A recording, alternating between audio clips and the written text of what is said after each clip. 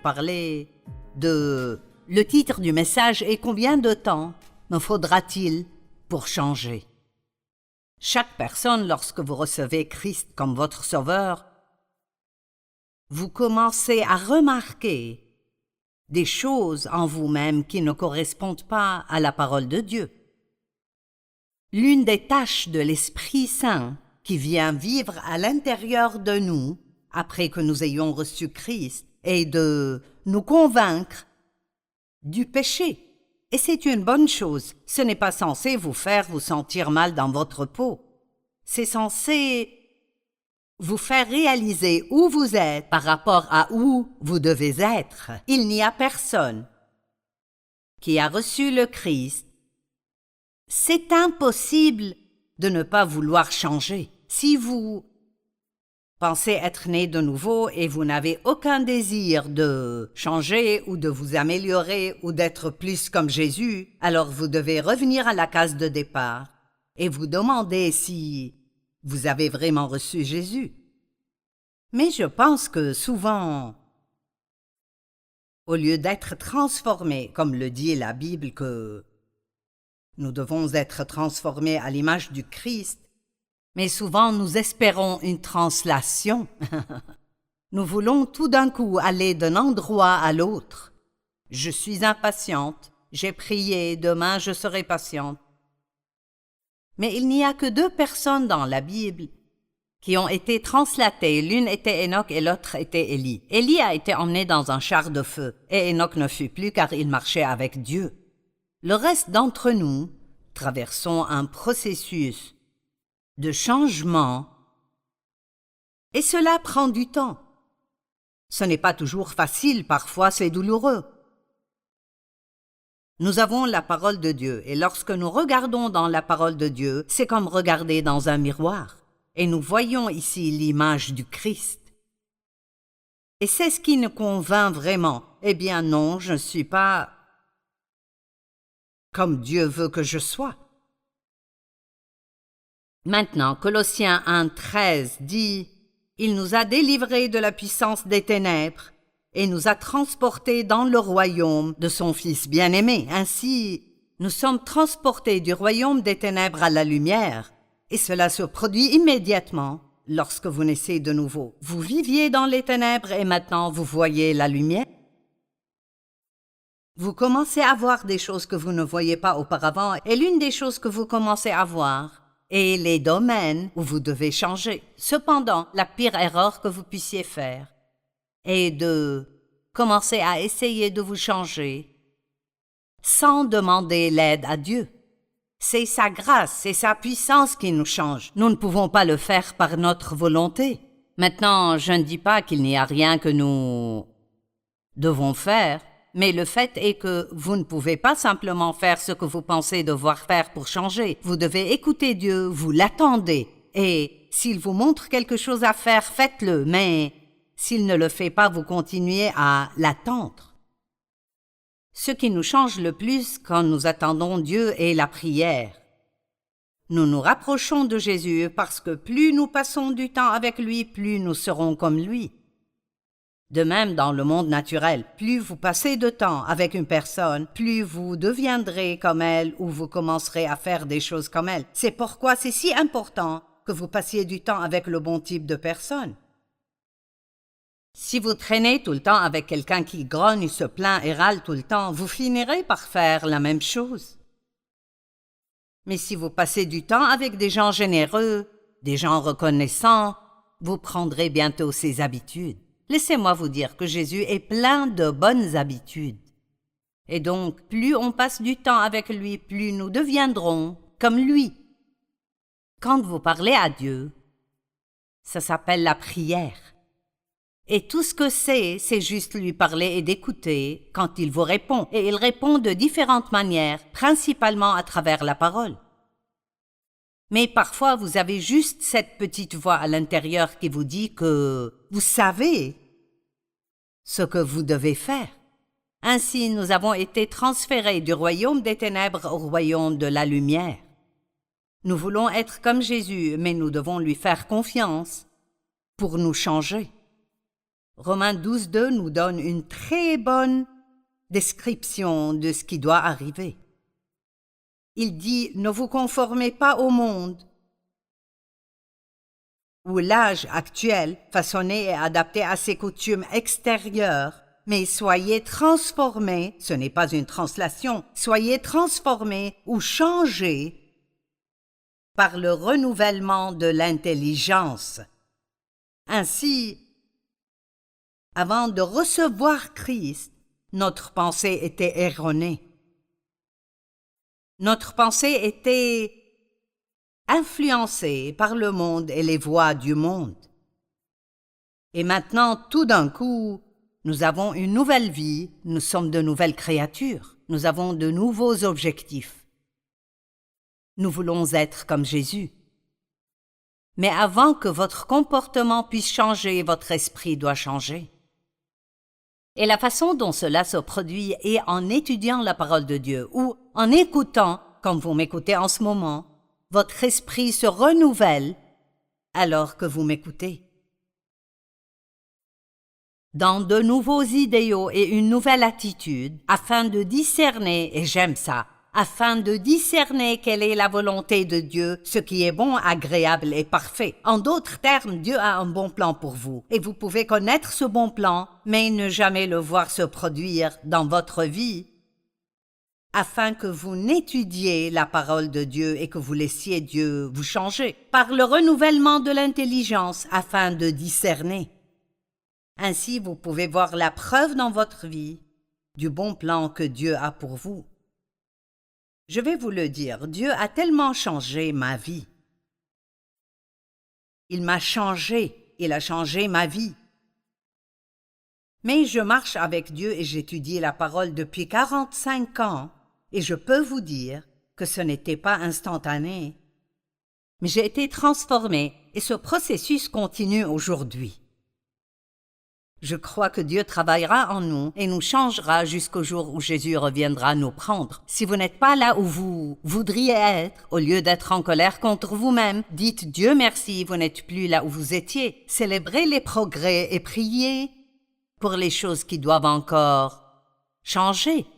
Dans 2 Corinthiens 3:18, il est écrit « Nous tous », c'est la version amplifiée. Nous tous qui sans voile sur le visage. Je vais vous expliquer ce que ça veut dire. Contemplons dans la parole de Dieu comme dans un miroir la gloire du Seigneur. Nous sommes constamment transformés ou transfigurés à son image, à l'image de Christ.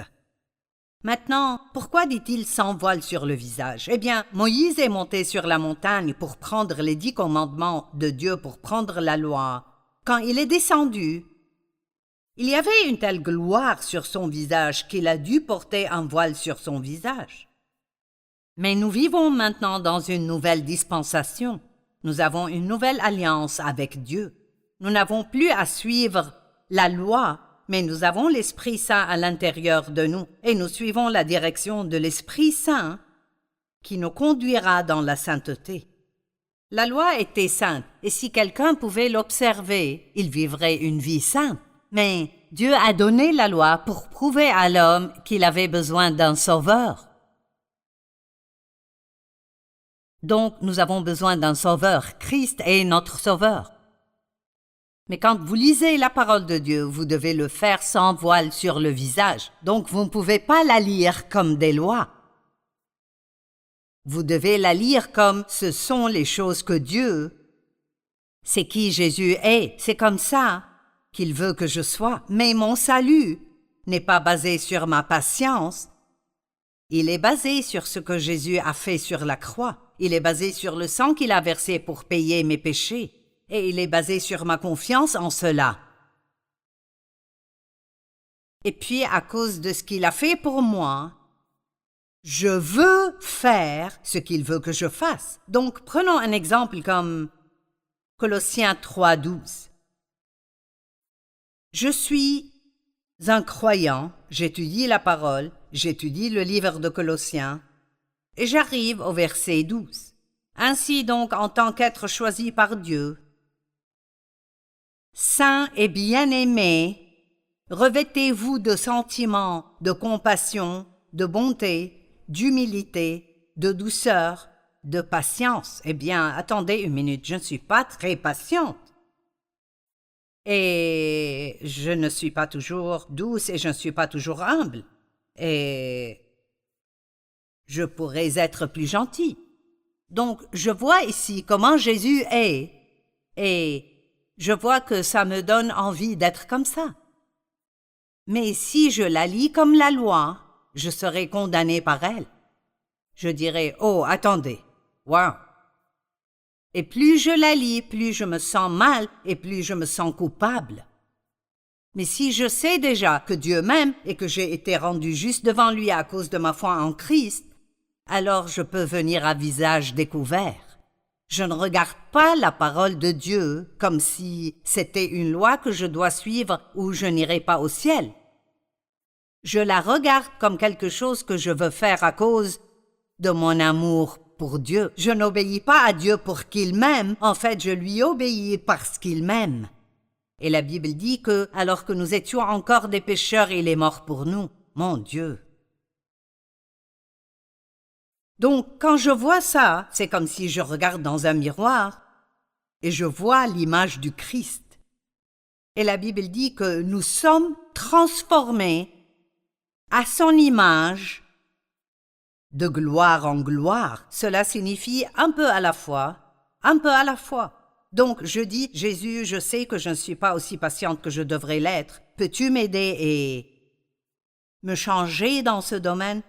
Maintenant, cela ne signifie pas que demain je vais soudainement devenir patiente. Cela signifie que je vais avoir quelques épreuves. Je vais avoir des occasions d'être patiente.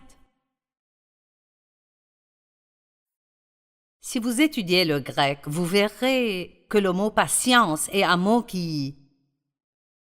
La patience ne peut être développée qu'à travers les épreuves. Eh bien, je ne veux pas ça, mais c'est ce que cela signifie. Mais comment être patient si nous n'avons jamais d'opportunité de patienter? Donc peut-être qu'il y a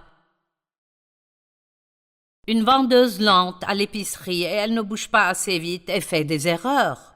Je me souviens d'avoir lu Colossiens 3:12 le jour avant et je commence à m'impatienter. Donc juste là, je peux prier silencieusement. Dieu aide-moi à être patiente avec cette femme. Et j'espère que je réussirai et que je ferai ce que Dieu veut que je fasse. Si ce n'est pas le cas, je me repentirai de mon péché et je pourrai refaire ce test. Et la plupart du temps, il nous faut quelques tours autour de la montagne avant de finir par faire les choses comme Dieu veut que nous les fassions. La bonne nouvelle est que pendant tout le temps où Dieu vous change, vous n'avez pas à vous sentir mal dans votre peau. Vous pouvez être reconnaissant parce qu'il vous aime suffisamment pour ne pas vous laisser comme il vous a trouvé. Alléluia! Il nous rencontre là où nous sommes, mais il ne nous laisse jamais là. Dieu vous aime trop pour vous laisser dans votre péché. J'espère que vous comprenez ce que je dis. Si vous lisez la Bible comme la loi, si vous venez avec ce voile sur votre visage, alors vous arrêtez le pouvoir qu'elle a de vous transformer et de vous changer à son image. Le mot « transformer » signifie changer la nature ou modifier l'apparence ou changer entièrement. Eh bien, lorsque vous recevez Christ, vous obtenez une nouvelle nature. Vous êtes transféré du royaume des ténèbres au royaume de la lumière et vous êtes transformé dans l'homme intérieur, dans votre esprit. Vous êtes changé.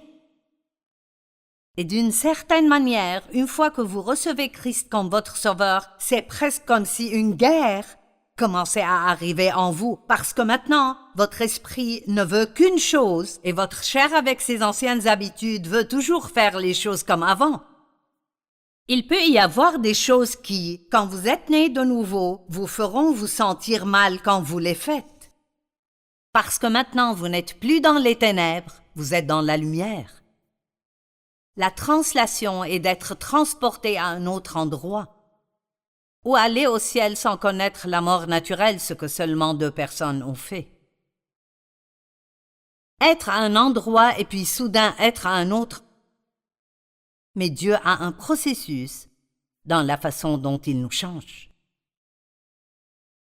Dans Exode 17:1, il est écrit que toute l'assemblée des Israélites partit du désert de Sin pour parcourir les étapes. Vous savez, les Israélites sont sortis de l'esclavage en Égypte.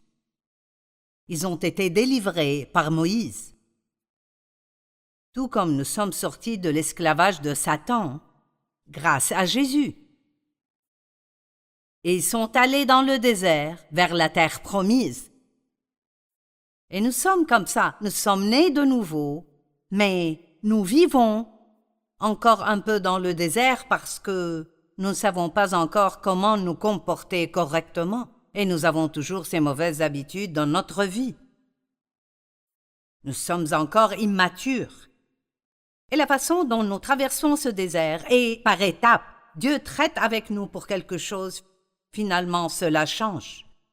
Nous pourrons nous reposer puis il s'occupera d'autre chose. Il n'y a pas une personne qui me regarde en ce moment avec qui Dieu ne traite pas concernant quelque chose dans votre vie. Mais je vous le dis, vous n'avez pas à vous sentir mal dans votre peau à cause de cela. Vous devez vous réjouir et célébrer le fait que Dieu vous aime tellement qu'il vous aide à devenir l'image de Jésus-Christ.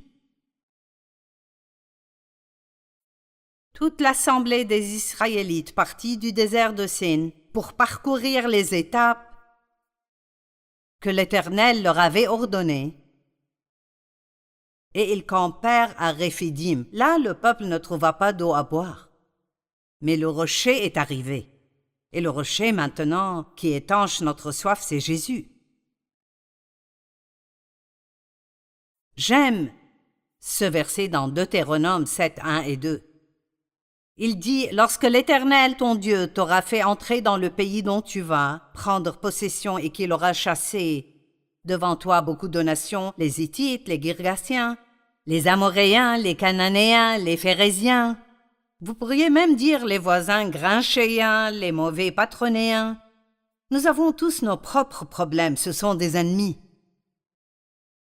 C'étaient des gens qu'ils devaient conquérir et vaincre pour pouvoir prendre la terre promise. Et Dieu a des promesses pour vous, mais il y a des ennemis qui essayeront de vous empêcher de les avoir.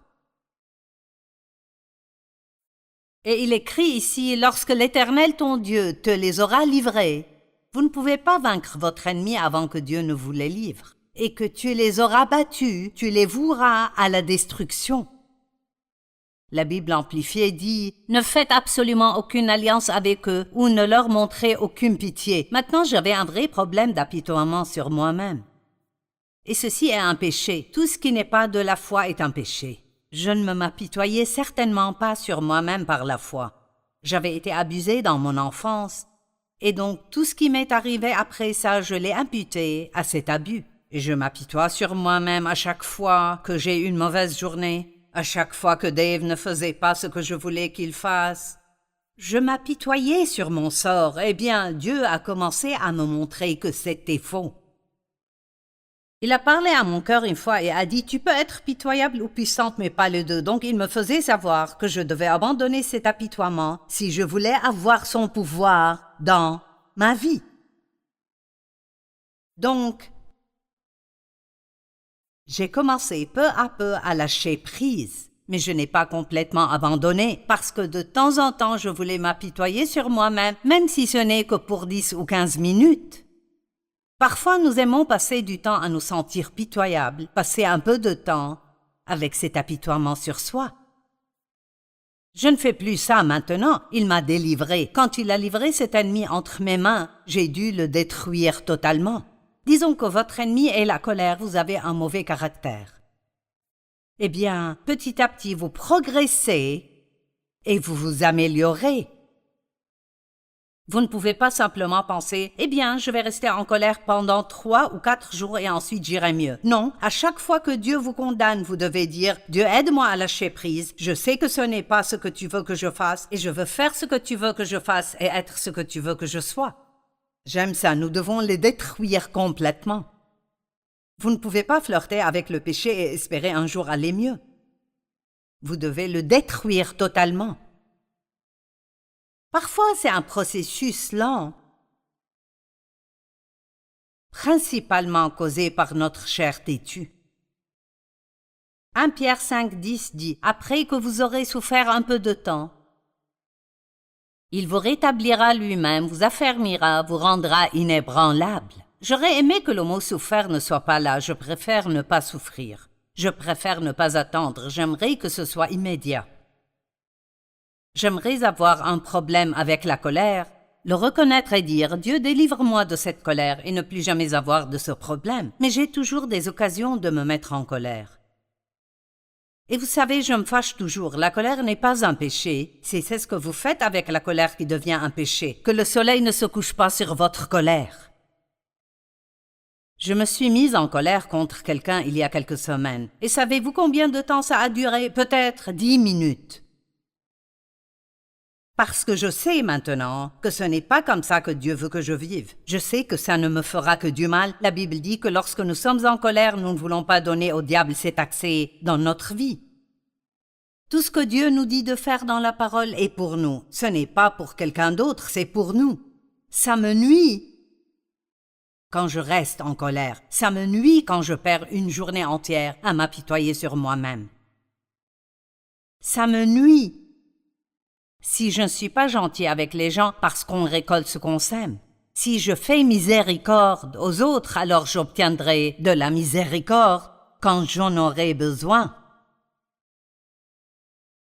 Vous devez réaliser que vous ne pouvez pas vous délivrer, vous devez attendre Dieu. Qu'en est-il de cette souffrance? Après que vous aurez souffert un peu de temps, il vous rétablira lui-même, vous affermira et vous rendra inébranlable. Je pense que la souffrance vient au moment où nous nous rendons compte que nous avons un problème, jusqu'à ce que Dieu nous délivre réellement de ce problème. Parce qu'une fois que je sais que quelque chose ne va pas, alors je souffre dans la chair, parce que je veux être ce que Dieu veut que je sois. Et ça tombe bien, il aime ça. Et l'attente nous aide à savoir que nous ne pouvons pas nous délivrer, nous devons nous appuyer sur lui. En dehors de lui, vous ne pouvez rien faire. Vous ne pouvez pas changer, vous ne pouvez pas devenir ce que Dieu veut que vous soyez. Vous pouvez lui demander de vous aider. Et quand il le fait, vous pouvez lui donner tout le mérite. Vous pouvez étudier la parole, vous pouvez prier, vous pouvez communier avec lui et faire tout ce qu'il vous dit de faire. Mais vous ne pouvez pas changer par votre volonté.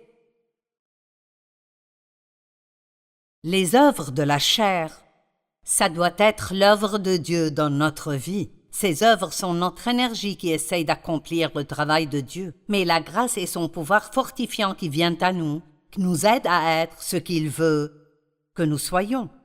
Oh, Dieu nous change, mais il le fait petit à petit, de gloire en gloire. Et la bonne nouvelle est que vous pouvez jouir de votre vie pendant que Dieu vous change. Maintenant, il y a une chose que vous devez faire. Essayez de ne pas abandonner. Le mot « continuer » est présent dans la Bible à plusieurs endroits. Nous tous qui contemplons dans la parole, nous sommes transformés à son image. Si vous demeurez dans ma parole, vous connaîtrez la vérité et la vérité vous rendra libre. Je pense que l'un des plus grands avantages que j'ai eus dans ma vie, c'est que j'ai refusé d'abandonner. Je ne suis pas là où je dois être, mais Dieu merci, je ne suis plus là où j'étais et je ne vais pas abandonner jusqu'au jour où Jésus viendra me prendre pour que je sois avec lui. Ne soyez pas le genre de personne qui abandonne facilement. Soyez le genre de personne qui dit, peu importe combien de fois le diable vient à mon encontre, 7 fois le juste tombe, mais il se relève.